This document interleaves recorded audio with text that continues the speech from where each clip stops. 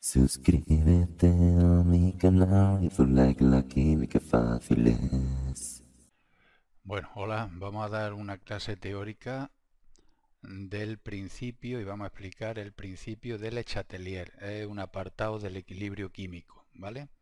Principio, vamos a ponerlo aquí, principio de Le Chatelier.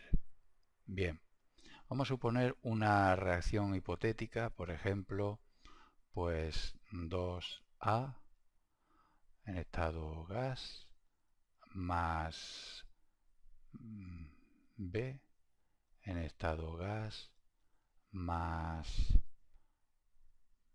C en estado sólido para dar, por ejemplo, pues 4D en estado gas. Vamos a suponer que esta reacción tiene una entalpía, por ejemplo, pues positiva. No, negativa. Vamos a suponer que la reacción es exotérmica. Bueno, pues nada, vamos a empezar. Está claro que esta reacción, tal y como la he puesto yo aquí, pues inicialmente estos reactivos que hay aquí reaccionan, ¿vale? La reacción directa, esta reacción de aquí, pues inicialmente irá a una velocidad muy grande, pero cada vez va a ir disminuyendo, ¿vale? Y esta reacción, la reacción inversa, pues al principio va a tener una velocidad que va a ser cero, pero al encontrarse cada vez mayor cantidad de D, pues la reacción va a ir aumentando la velocidad. Entonces llega un momento en el que la velocidad de estas dos reacciones se iguala y se alcanza el equilibrio químico. ¿De acuerdo? Es como si tuviésemos, por ejemplo, tuviésemos una habitación llena de globos inflados, ¿no? Y se meten dos personas, una persona con un alfiler y otra persona con una caja de parches y una bomba, ¿no? Para inflar globos. Entonces la reacción directa, o sea, la persona que se encarga de pinchar los globos, pues va a trabajar a una velocidad muy grande porque va a encontrar muchísimos globos que están nuevos, ¿no? Y va a poder pincharlos. La persona que se encarga de arreglar los globos lo va a tener más difícil porque es que no va a encontrar tan fácilmente globos que estén rotos porque la habitación es muy grande y cuesta encontrarlos. Pero conforme va pasando el tiempo, la persona que se encarga de pinchar globos cada vez le va a costar más encontrar esos globos nuevos para poder pincharlos, pero la persona que se encarga de arreglar esos globos, ¿vale? La persona que se encarga de la reacción inversa, ¿vale? Pues cada vez va a funcionar más rápido porque va a tener más globos rotos a su alcance y por ello la velocidad va a aumentar. Llega un momento en el que las dos velocidades se igualan, o sea, la persona que pincha globos lo hace a una velocidad igual que la persona que arregla esos globos. Parece que la reacción no transcurre, aparentemente parece que la reacción no transcurre, sí, parece que no tiene lugar ninguna de las dos reacciones porque el número de globos inflados y el número de globos rotos permanece constante, pero no son los mismos globos porque continuamente se están pinchando y arreglando globos, ¿vale? Esta sería la situación de equilibrio. Bueno, pues aquí tenemos este equilibrio en el que tenemos una sustancia gaseosa, una sustancia en estado sólido, que es C. Bueno, está claro que este equilibrio pues tiene una constante de equilibrio, ¿verdad? Cuando llega a la situación de equilibrio, pues el cociente de reacción se iguala a K sub C y será igual a lo siguiente, a la concentración de D a la cuarta dividido entre la concentración de A al cuadrado, la concentración de B, y la concentración de los sólidos no se pone. ¿Por qué? Pues porque la concentración de un sólido coincide con su densidad, y la densidad, que es una constante, esa constante ya está dentro de K sub C. O sea, aquí tenemos el valor de K sub C. Bueno, pues ¿qué pasa cuando estamos en la situación de equilibrio y variamos la concentración de A, de B o de D? Si echamos más compuesto sólido C, no pasa nada. No pasa nada, ¿por qué? Pues porque la concentración, porque los sólidos no afectan, ¿vale?, a la constante de equilibrio. Entonces, pues sigue estando, si añadimos más C, ¿vale?, pues sigue estando en equilibrio. El equilibrio no se desplaza ni hacia la derecha ni hacia la izquierda. Bien, ¿qué pasa, por ejemplo? Vamos a estudiar la concentración, la variación de la concentración. ¿Qué pasa, por ejemplo, si aumentamos la concentración de A? Añadimos más A.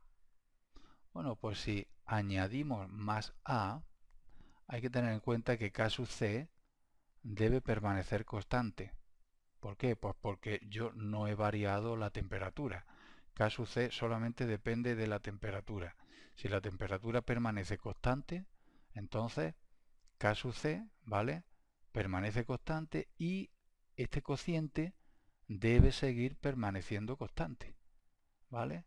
Entonces, tened en cuenta que K sub C es igual a la concentración de D a la cuarta entre la concentración de A al cuadrado y la concentración de B. Bueno, pues si aumentamos la concentración de A, este denominador va a aumentar. Entonces, para que K sub C, o para que todo esto que hay aquí siga permaneciendo constante, la concentración de D debe aumentar también. Entonces, ¿cómo, de qué manera reacciona el equilibrio para que aumente la concentración de D? Pues la velocidad de la reacción directa, ¿vale?, debe aumentar. O sea, el equilibrio debe desplazarse hacia la derecha durante un tiempo.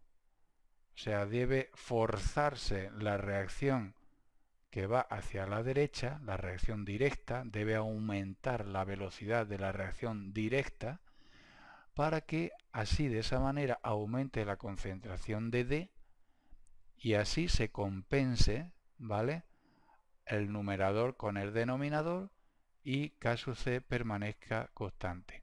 ¿Qué pasa, por ejemplo, si aumentamos la concentración de D? Pues bien, si aumentamos la concentración de D, vamos a ver si consigo, efectivamente. Si aumentamos la concentración de D, aumenta el numerador. Tened en cuenta que si aumenta el numerador y permaneciese fijo el denominador, entonces aumentaría K sub C, y eso no puede ser, porque K sub C, si estamos en el equilibrio, debe permanecer constante.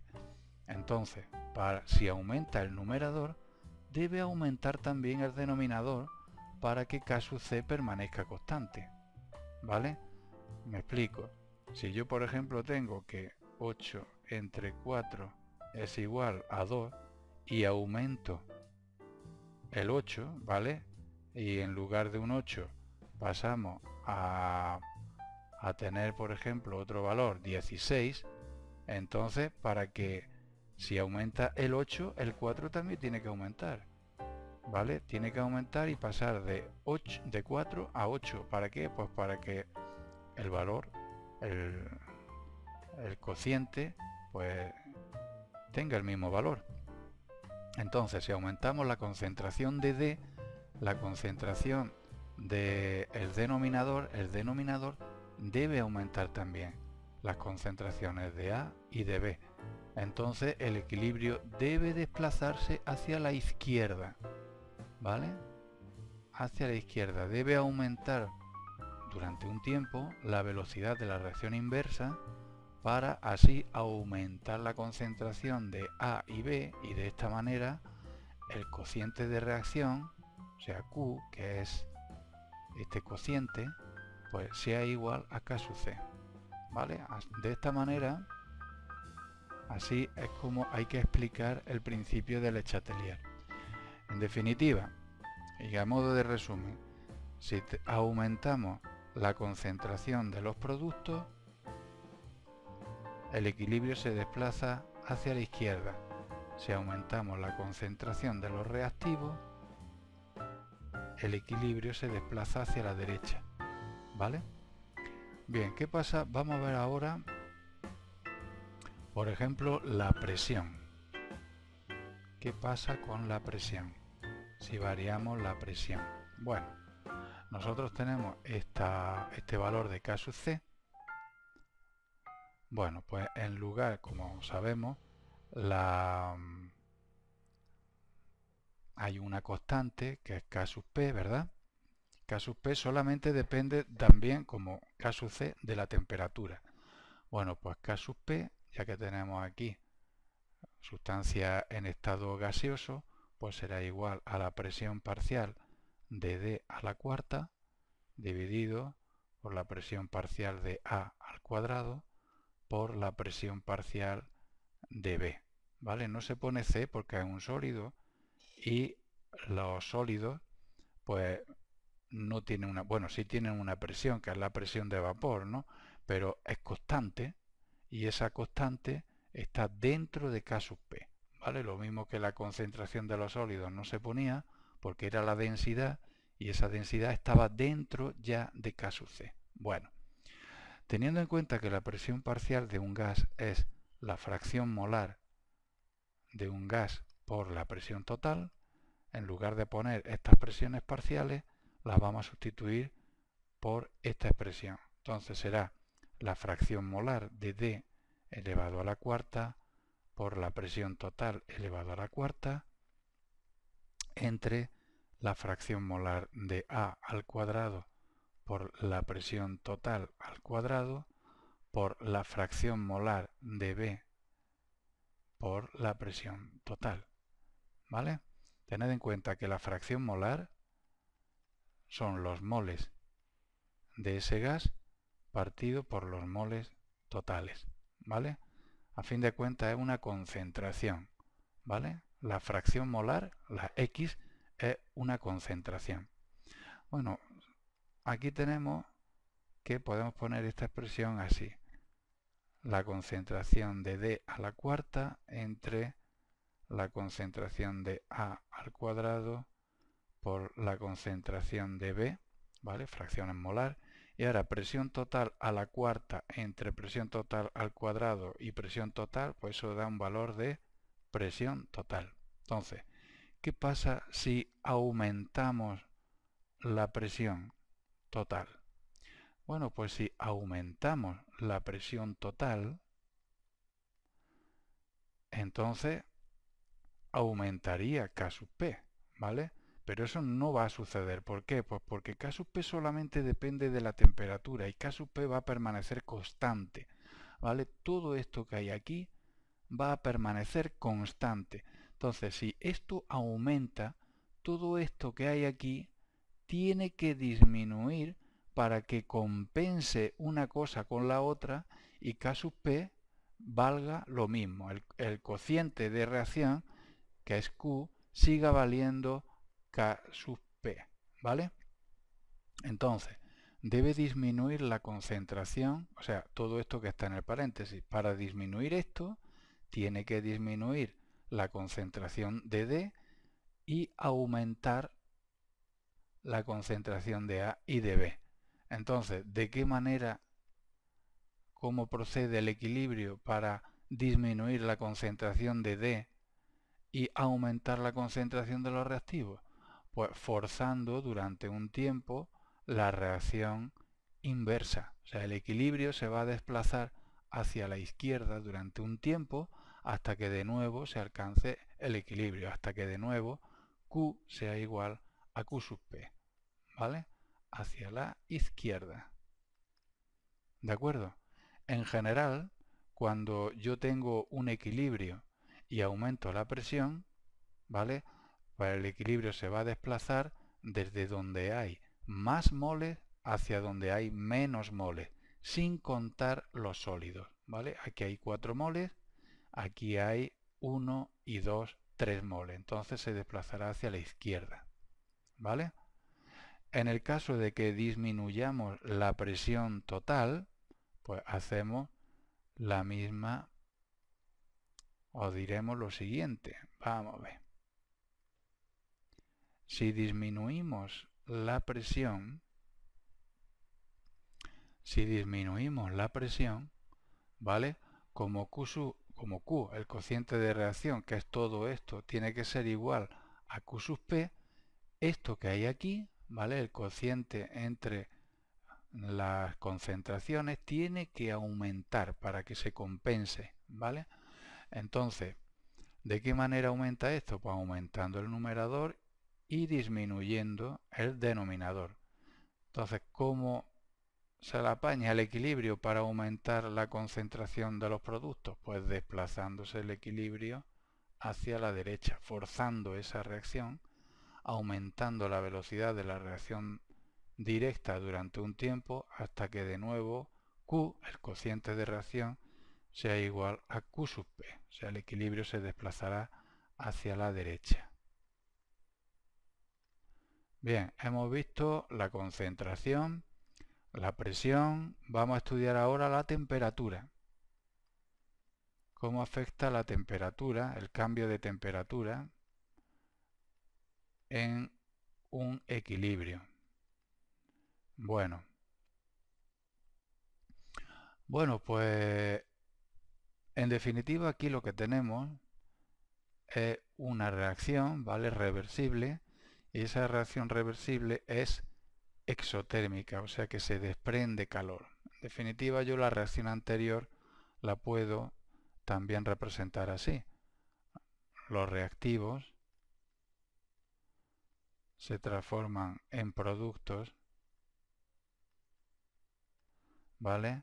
Más calor, porque en una reacción exotérmica, ¿vale?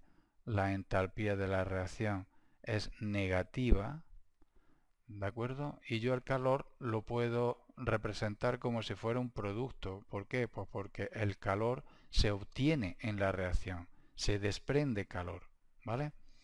Bueno, pues para predecir hacia dónde se va a desplazar el equilibrio cuando yo cambio la temperatura, vamos a ver qué pasa cuando aumentamos la temperatura, ¿vale? Bueno, pues para ello, digo, tenemos o debemos tener en cuenta la energía libre de Gibbs. Energía libre de Gibbs. La energía libre de Gibbs es una función de estado que nos sirve o nos servía para decir o predecir si una reacción es o no espontánea.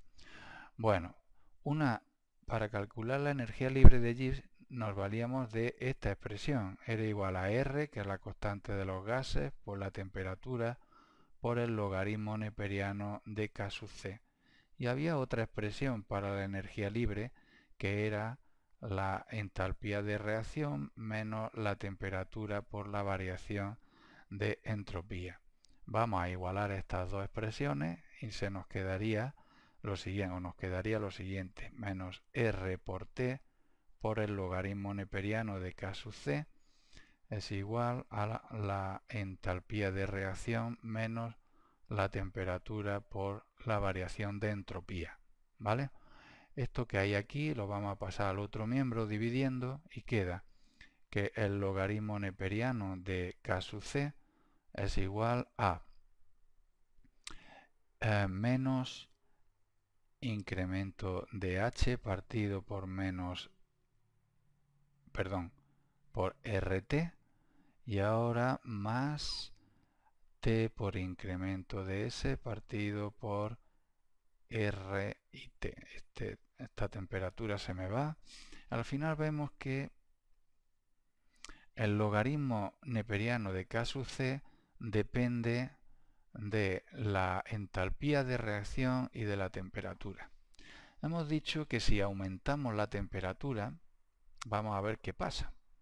Por lo pronto, si aumentamos la temperatura, tenemos que el logaritmo neperiano de K sub C es proporcional o depende de menos esto que hay aquí, como la reacción es exotérmica, es negativo.